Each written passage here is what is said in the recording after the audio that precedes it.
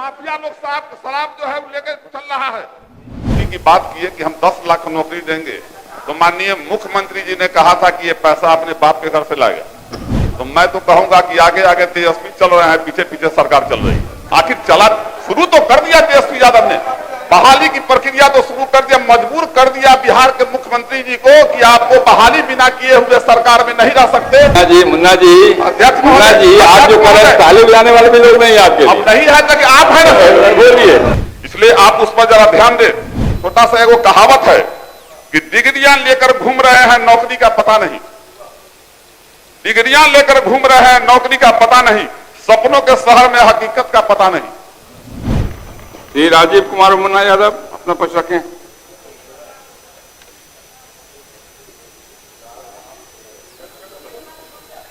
आप बोलिए ना, शुरू ही नहीं किया, आप ये समाप्त करने की बात कर रहे हैं। कम बोलना है तो कम बोलिए, कोई दिक्कत नहीं, कोई आपत्ति नहीं। अध्यक्ष महोदय, क्योंकि आपको तो मालूम ही नहीं था कि आपको बोलना है। अध्यक्ष महोदय, मैं कटौती प्रस्ताव के पक्ष में बोलने के लिए खड़ा हुआ और देखते हैं हम 2024-25 का भी और 25-26 का भी जो बजट है, 24-25 का 2,78,725 लाख करोड़ रुपए और इस साल का बजट आया है 3,17,000 कुछ लाख करोड़ रुपये। लेकिन हम देखते हैं कि जितने मंत्री जी लोग हैं, अब मुख्यमंत्री जी तो गार्जियन है, इनको तो ये अपने बोले हुए थे, भाषण में सुने हैं कि हमारा ये अंतिम है 25, अंत भला तो सब भला, भाषण में सुने थे सर, कहीं प्रचार में आप भाषण किए थे। तो आप तो गार्जियन है, आप पर तो नहीं बोलते, लेकिन जितना मंत्री बोलते हैं यहाँ, मैं 10 साल से देखते आ रहा हूँ कि बिना लालू जी, बिना तेजस्वी जी, बिना उनकी सरकार अपनी उपलब्धि का कोई चर्चा नहीं करती। आप अपनी बात कहिए। तो मैं कह रहा हूं कि मैं अभी जो बजट बना है सर,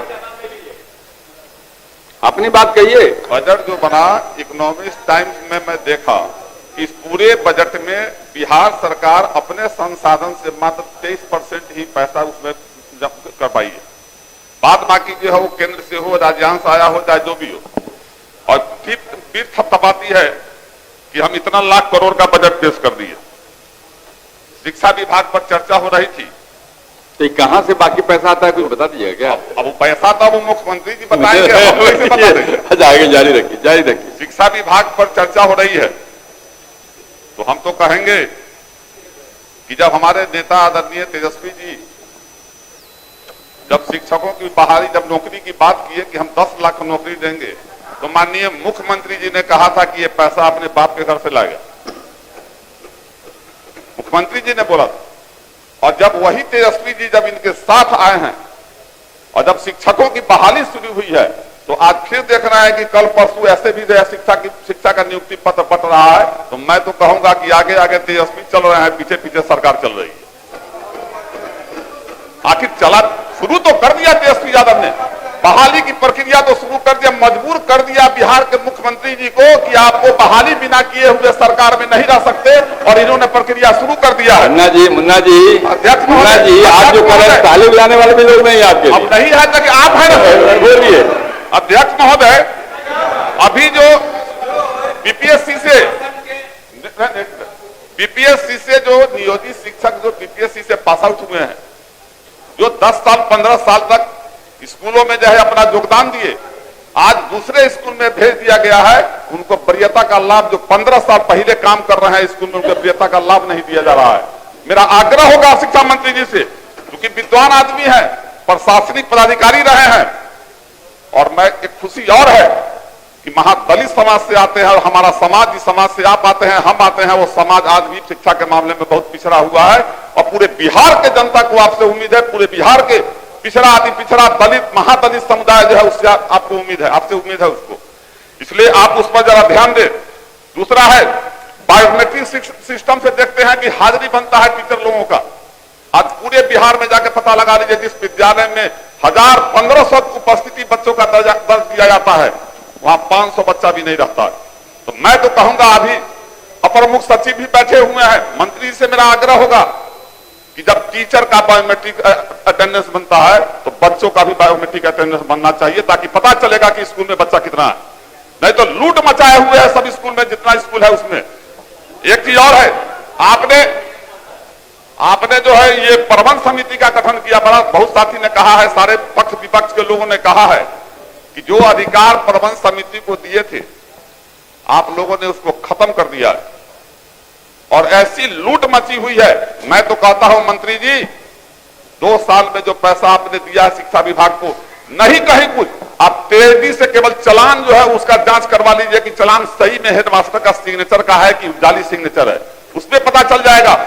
जिस जिला के जिस डीओ पर जांच कीजिएगा उसमें बेतिया की मोतिहारी ऐसे 3 करोड़ और 10 करोड़ ऐसे गबन मिलेगा। और मैं कहने के बाद भी जिला में भी मैं जिलाधिकारी से कई बार मिला, लेकिन उस पर ट्रेनिटी का चालान का जांच भी नहीं हो पाता है। सरकारी विद्यालय में आपने उसको कहा कि जो उस पोषण क्षेत्र का है अध्यक्ष महोदय, जो बच्चा जिस पोषण क्षेत्र का है उसी पोषण क्षेत्र में पढ़ेगा। और प्राइवेट वाले का कोई लिमिट नहीं है, वो पटना से गया ले जाए, गया से पटना ले जाए, उसका कोई लिमिट नहीं है। और दूसरी बात है कि जो बच्चा 10 पास करता है, अगर कॉलेज में पढ़ना चाहता है तो रजिस्ट्रेशन करवाता है तो जिला तय करती है कि वो बच्चा कहां किस कॉलेज में जाएगा। और वैसी स्थिति में जो दूर दराज के ग्रामीण इलाके के बच्चे हैं, हम लोग को कठिनाई झेलना पड़ता है।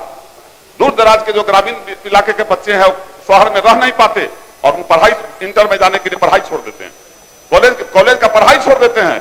तो मैं तो आग्रह करूंगा कि जो रजिस्ट्रेशन बच्चा करवाता है, जहां सुविधा मिलता है, जहां सीट मिलती है, वहां उसका एडमिशन हो जाए।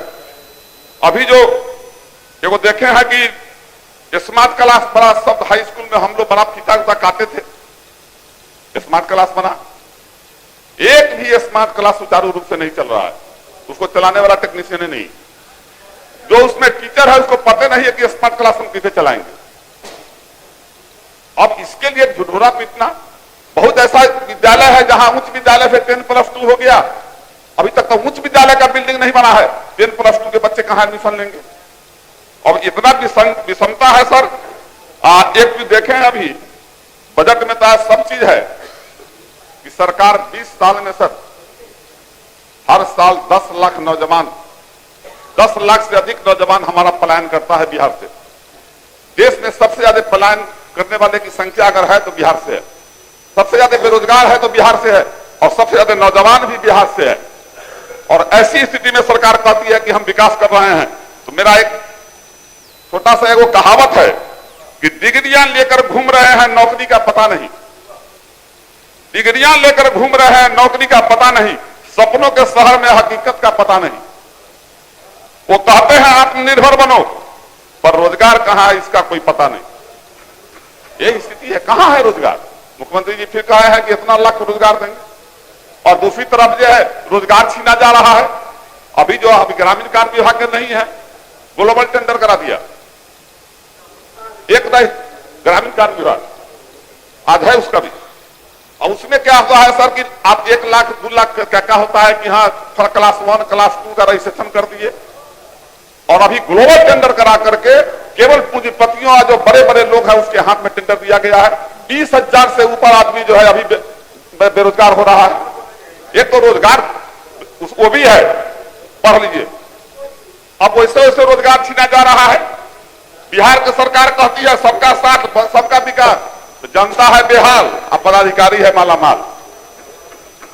मुझको जो जानकारी मिली है सर, 2005 की चर्चा होती है, 2005 में प्रति व्यक्ति कर्ज 5,000 रुपए से कम था बिहार में, और आज जो है सर लाख पार कर गया। विकास कहां गया। देश में 23 करोड़ से 80 करोड़ चला गया भूखमरी, कहते हैं देश में विकास हो गया। बिहार में कर्जा प्रति व्यक्ति आय बढ़ गया, कहते हैं बिहार में विकास हो गया। तो ऐसी आंकड़ा हमको लगता है कि वो बच्चा में हम लोग थे सर, तीसरा चौथा में पढ़ते थे, देखो 22 को पला आता था और बक्सा इतना को ले लेता था। हम लोग 10 पैसा जाके ले आते थे घरे से, माए उसे मांग करके, और उसको देते थे तो मुंह लगा के दिखाता था, देखो ये लखनऊ का, देखो भूल भुलैया, दिल्ली का कुतुब मीनार देखो, हेमा मालिनी के देखो, तो धर्मेंद्र के देखो। हम लोग खूब खुश हो जाते थे, सब देख लीजिए। तो इस सरकार जो है 22 को पूरे बिहार को दिखा रही है सरकार अध्यक्ष महोदय, कहीं से कोई हकीकत नहीं है। तो 22 को दिखाना ये लोग बंद करे। ये नहीं चाहिए। ये 2005 का सर एनएचआई के अनुसार बिहार राष्ट्रीय औसत 6% में, बिहार जो पूरे देश का जो है राष्ट्रीय औसत तो वो दिया गया था 6%, उसमें 5.4% जो है 2005 में था बिहार।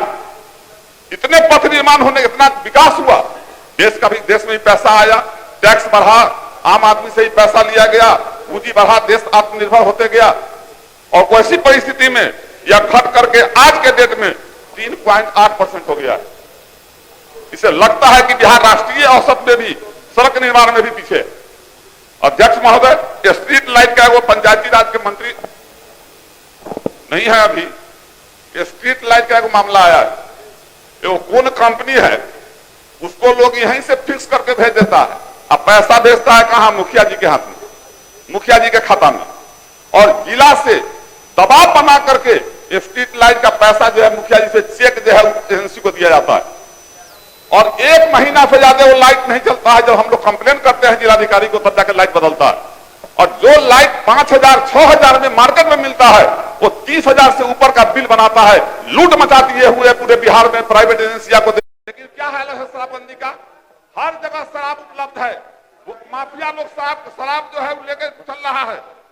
और एक बात लोग कहते हैं कि लालू जी ने क्या किया, हमको तो लगता है कि 2005 से पहले हम लोग अर्धनंगे घूम रहे थे, आदिवासी थे, और देश में 2014 से पहले कोई था ही नहीं। दुइयों को बुझाइए रहा। समय समाप्त हो रहा है आपका। नहीं सर, हमारा समय देख रहे हैं सर। मैं भी देख रहा हूँ।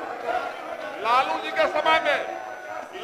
के समय में अध्यक्ष महोदय 2090 से 2005 तक 11 जो है जिला बना, 11 जिला बना सर, बजट पर 11 जिला बना, 6 यूनिवर्सिटी बना, और अध्यक्ष महोदय 3 मेडिकल कॉलेज, 4 इंजीनियरिंग कॉलेज और 7 पॉलिटेक्निक कॉलेज बना था। और ये लोग कहते हैं कि क्या हुआ, आपने क्या जिला बनवाया, क्या को ब्लॉक बनवाया मुजफ्फरपुर जिला में। पनोरमा ग्रुप, जो सोचता है वो करता है, आपके अपने सपनों का आशियाना। ये लो मुंह मीठा करो, आज मैंने अपना जॉब छोड़ दिया, अब हम पूर्णिया वापस जाएंगे। जॉब छोड़ दिया है मतलब? ये घर कैसे चलेगा, हम करेंगे क्या, और माँ बाबूजी क्या बोलेंगे? इसलिए मैं एक और मिठाई का डब्बा लाया, अपने बिजनेस के लिए लोन अप्रूव हो गया। अरे लोन अप्रूव हो गया वो तो ठीक है, लेकिन पूर्णिया में हम रहेंगे कहाँ? अपना घर भी तो नहीं है वहां। इसलिए तो एक और मिठाई का डब्बा अलग से लाया हूं। हमने पूर्णिया में घर ले लिया है, पूर्णिया के ई होम्स पैनोरमा में। पूर्णिया में पैनोरमा ग्रुप लेकर आए हैं ई होम्स पैनोरमा। बड़ा घर, आलीशान जिंदगी और अत्याधुनिक सुविधाओं के संग। अरे अब क्यों मुंह मीठा करवा रही हो? क्योंकि हम घर वापसी जो कर रहे हैं। घर वापसी की खुशी पूर्णिया में ई होम्स पैनोरमा के संग। E homes panorama, luxurious lifestyle redefined.